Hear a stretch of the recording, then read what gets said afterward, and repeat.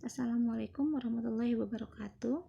Pada pertemuan keempat ini, kita akan membahas materi tentang kelas diagram.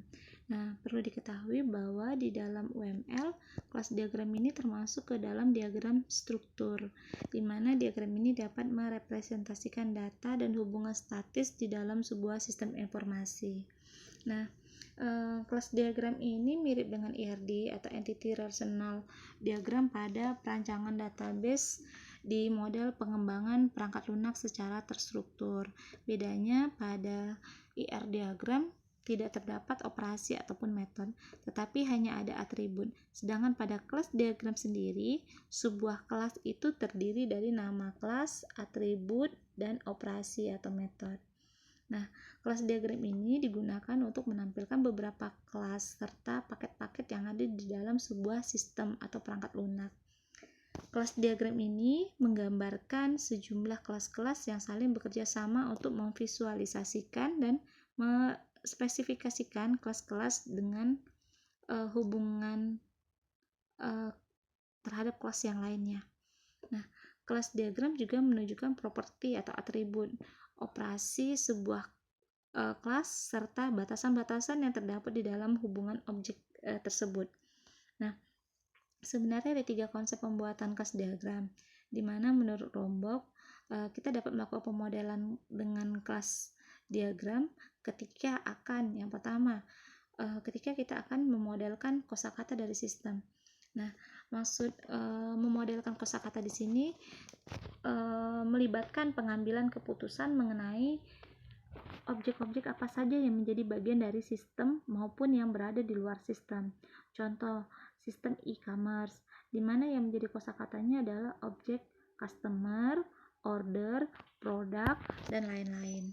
Oke, yang kedua, ketika kita ingin memodelkan kolaborasi yang sederhana.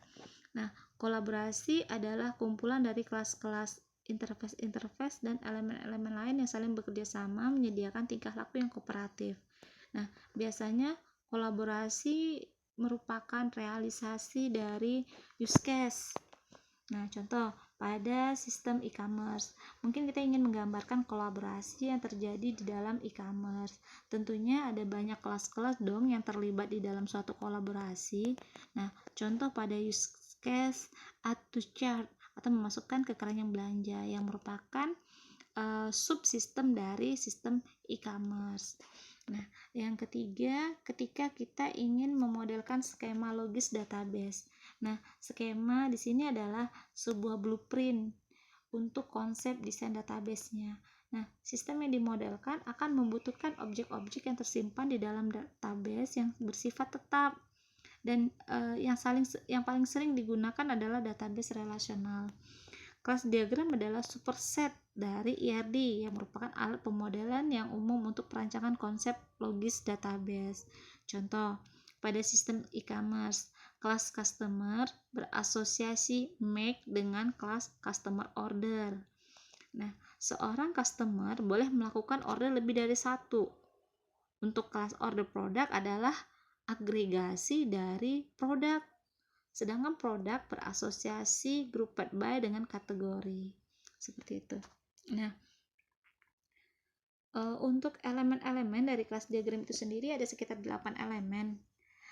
Yaitu yang pertama elemen kelas, di mana kelas ini mewakili orang, tempat, atau hal-hal yang dibutuhkan sistem untuk menangkap dan menyimpan sebuah informasi. Nah, yang kedua adalah elemen atribut. Nah, atribut ini merupakan properti yang menggambarkan keadaan suatu objek. Yang ketiga adalah operation. Nah, operation ini mewakili tindakan atau fungsi yang dapat dilakukan oleh kelas. Nah, tanda kurung yang berisi parameter atau informasi yang diperlukan untuk melakukan sebuah operasi. Nah, yang keempat adalah elemen generalisasi, di mana generalisasi ini mewakili hubungan sejenis di antara beberapa kelas. Dan elemen berikutnya adalah elemen association. Association ini mewakili hubungan antara beberapa kelas atau kelas dalam dirinya sendiri. Nah, yang keenam adalah multiplicit. Multiplicit ini merupakan indikasi tentang berapa banyak objek yang mengisi properti. Nah, yang ketujuh atau elemen yang ketujuh adalah aggregation. Aggregation ini merupakan hubungan sebagian atau a part of yang logis di antara beberapa kelas atau suatu kelas dengan kelas itu sendiri. Nah, yang terakhir adalah composition. Composition ini mewakili hubungan fisik antar beberapa kelas atau kelas dan kelas itu sendiri. Seperti itu. Oke, nanti saya akan jelaskan lebih detail lagi bagaimana aturan penggunaan dari elemen-elemen kelas diagram. Oke, nah ini merupakan contoh penggunaan elemen kelas diagram di mana dalam gambar ini ada terdapat dua kelas, diantaranya generalisasi dan ada juga agregasi di sana. Agregasi, oke. Lebih dan kurang seperti ini penggambaran kelas diagram, di mana elemen kelas, atribut, operasi, asosiasi, generalisasi, dan multiplicit ada di dalamnya. Mungkin akan lebih jelas lagi ketika kita sudah mulai latihan menggambar kelas diagram. Oke, kita akan bahas satu persatu elemen dari kelas diagram. Yang pertama adalah elemen atribut dan operation. Nah, atribut dan operation ini merupakan bagian dari kelas, di mana atribut merupakan properti yang menggambarkan keadaan suatu objek. Nah, atribut itu sendiri dapat diturunkan dari atribut kelas ke superkelas pada kondisi generalisasi. Nah, sedangkan untuk operation mewakili tindakan atau fungsi yang dapat dilakukan oleh kelas. Nah, operasi sendiri dapat diklasifikasikan sebagai konstruktor, permintaan, atau operasi pembaruan, dan konsep penulisannya diberi tanda kurung yang mungkin nantinya akan berisi parameter atau informasi yang diperlukan untuk melakukan operasi. Seperti itu. Oke, elemen berikutnya adalah elemen generalisasi, di mana generalisasi ini mewakili hubungan sejenis di antara beberapa kelas. Dalam object oriented, subkelas mewarisi semua fitur superkelas dan dapat melakukan semua metode yang ada pada superkelas. Contoh, kelas kucing Anggora dan kelas kucing hutan Jawa merupakan generalisasi dari kelas kucing, dan tentunya subkelas kucing 1 dan subkelas kucing 2 mewarisi semua fitur metode yang ada pada superkelas kucing seperti jenis kucing dan berat kucing. Seperti itu. Oke. Selanjutnya asosiasi. Nah, asosiasi ini merupakan sebuah garis solid di antara dua kelas yang ditarik dari kelas sumber ke kelas target. Asosiasi ini dilabeli menggunakan frasa kata kerja atau nama peran yang mewakili hubungan tersebut. Nah, nama properti bergerak sampai tujuan akhir sebuah asosiasi bersamaan dengan multiplicit. Nah, tujuan akhir dari asosiasi adalah menghubungkan dengan kelas yang merupakan jenis properti. Contoh, kelas mobil memiliki asosiasi pemilik terhadap kelas orang, di mana bersamaan dengan asosiasi terdapat multiplicit banyak. Mobil merupakan pemilik dari 0 maksudnya gini, di mana secara saya ulangi, kelas mobil memiliki asosiasi pemilik terhadap kelas orang, di mana bersama dengan asosiasi terdapat multiplicit banyak mobil yang merupakan pemilik dari 0 atau 1 kelas orang. Seperti itu. Oke, selanjutnya saya akan bahas lagi apa itu yang dinamakan dengan multiplicit atau keberagaman. Nah, multiplicit merupakan indikasi tentang berapa banyaknya objek yang akan mengisi properti tadi. Nah, jika pada diagram IR, multiplicit ini dinamai dengan istilah kardinalitas. Untuk multiplicit sendiri ada banyak indikator seperti yang ada di slide saya ini, ada sekitar 10 kombinasi multiplicit.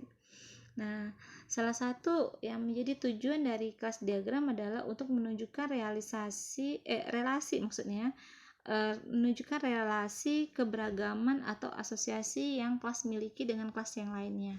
Relasi atau asosiasi juga memiliki multiplisit yang mendokumentasikan bagaimana kelas bisa diasosiasikan dengan kelas lainnya. Nah, sama halnya dengan kardinalitas pada diagram IR, multiplisit juga memiliki bentuk baku penulisannya. Nah, untuk format multiplisit ditulis dari angka yang minimal ke angka yang maksimal, atau dari angka yang kecil dulu ke angka yang paling besar. Nah, contoh multiplisit yang menyatakan hanya satu dengan bentuk indikator 1, misalnya dalam satu departemen hanya memiliki satu bos. Nah, untuk multiplisit yang menyatakan 0 atau lebih dengan bentuk indikator 0, titik-titik asteroid atau digambarkan dengan 0 dan asteroid, misalkan seorang karyawan bisa saja tidak memiliki anak, atau 0 atau memiliki banyak anak, atau digambarkan dengan asteroid. Nah, bagaimana pula jika penulisan multiplisit 1 atau lebih dengan bentuk indikator 1 hingga banyak gitu, atau digambarkan dengan 1 dan asterik, misal satu bos bertanggung jawab untuk 1 atau lebih karyawan. Nah, begitu juga seterusnya, ada indikator 0 atau 1, atau bisa juga menyatakan rank yang spesifik, atau bisa juga menyatakan multiple. Nah, seperti itu. Nah, selanjutnya elemen aggregation atau pengumpulan. Elemen ini merupakan hubungan sebagian part of yang logis di antara beberapa kelas atau suatu kelas dengan kelas itu sendiri. Nah, aggregation terbuat dari objek-objek yang bisa dibagi atau ditukar. Dan aturan dari agregasi, aturan penulisan dari agregasi ini ditulis angka di sebelah kanan, boleh satu, boleh juga banyak. Contoh, satu atau lebih karyawan merupakan bagian dari satu departemen, dan 0 atau banyak tugas merupakan bagian dari satu kantor. Seperti itu. Nah, bagaimana jika itu composition? Nah, komposisi ini mewakili hubungan fisik antara beberapa kelas atau kelas dan kelas itu sendiri.